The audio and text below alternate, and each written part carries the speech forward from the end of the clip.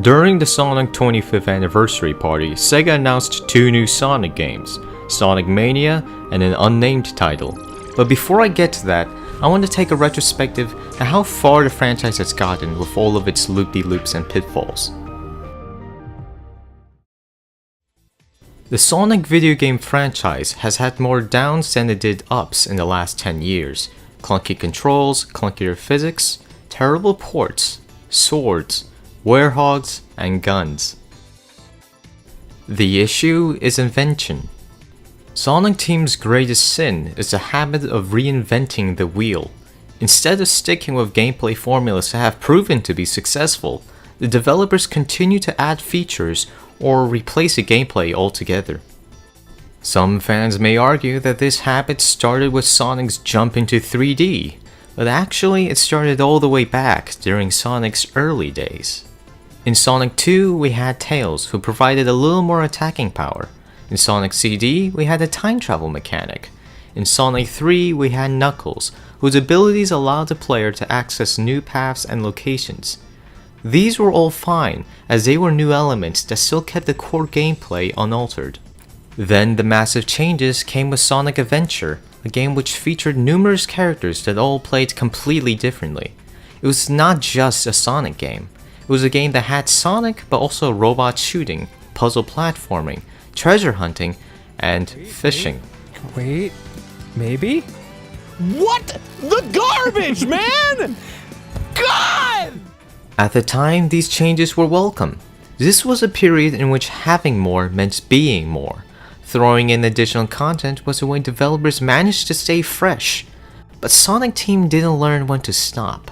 Storylines got darker, gameplay changed further, and the ensemble cast grew far too much. Eventually, the team realized that they strayed too far from the original games and decided to shrink down the cast and streamline the gameplay, yet even then they still couldn't resist adding new elements. Sonic 4 was meant to be a return to roots, but its wonky physics plus an unneeded homing attack led to a product that was trying to be both an emulation of the classics while still being new, and ultimately resulted in a mediocre experience.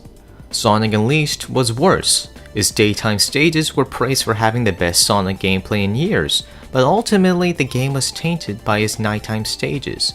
During the night, Sonic turned into a werewolf Hedgehog with stretchy arms, and the game became a bland copy of God of War.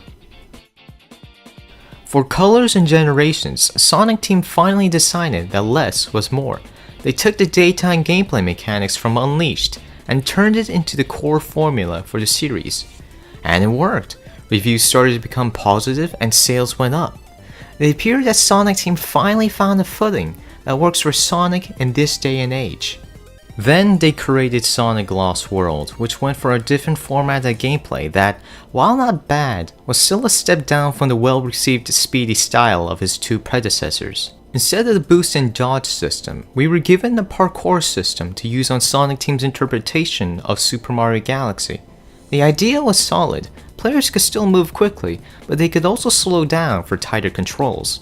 However, the level design sometimes clashed with those controls, often with a large number of bottomless pits, instant death obstacles, and silly experimentation.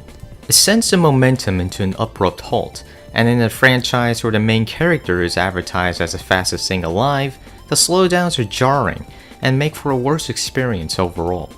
The franchise hit an even bigger roadblock with the release of Sonic Boom.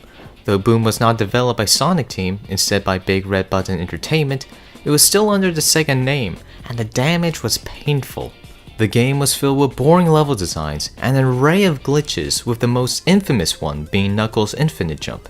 Before it was patched out, the glitch allowed players to skip obstacles and entire levels of the game. It was the worst game since Sonic 2006, maybe even worse because 2006 at least had good music and passion behind it. If anything, the only entertainment people get from Sonic Boom is from laughing at the game's many faults. The franchise was finally climbing out of its pit only to fall right back in.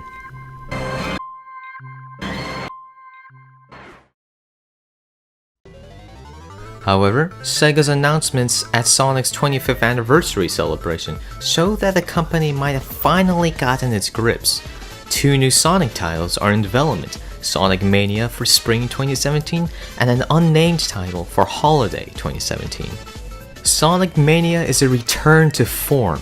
It's a 2D platformer that looks like the old Genesis games, and based on the footage, plays like the old Genesis games. This attempt at regaining the original purity worked spectacularly for Capcom's Mega Man series, and it's about time Sega did the same. It is to be noted that Mania isn't being developed by Sonic Team or DIMPS, known for the Sonic Advance and Rush series.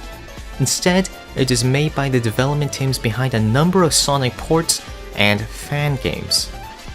Now, fan-made content often has a bad rep, especially with Sonic. He is the poster boy of endless god-awful recolors, fan characters, and fan fiction. However, the fan games have often been excellent. In fact, they captured the quality of the original games for years, while Sonic Team was still trying to figure out why their innovations weren't getting good reviews.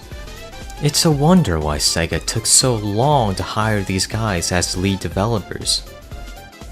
The unnamed title, currently dubbed Project Sonic, looks like it may be a successor to Generations. The teaser trailer showed modern Sonic running alongside his classic counterpart. However, the same teaser also showed Sonic angrily staring at an apocalyptic city set on fire by giant robots. It may be a return to Generations gameplay, but it also may be a return to the grimmer storylines that took part in the franchise's downward spiral. On a brighter note, it shows that Sega might finally have a business plan that makes proper use of the Blue Hedgehog.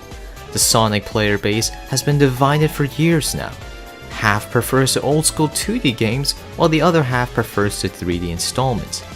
Releasing these 2 games means that Sega can appeal to both crowds, and maybe even relight some faith in the series once more.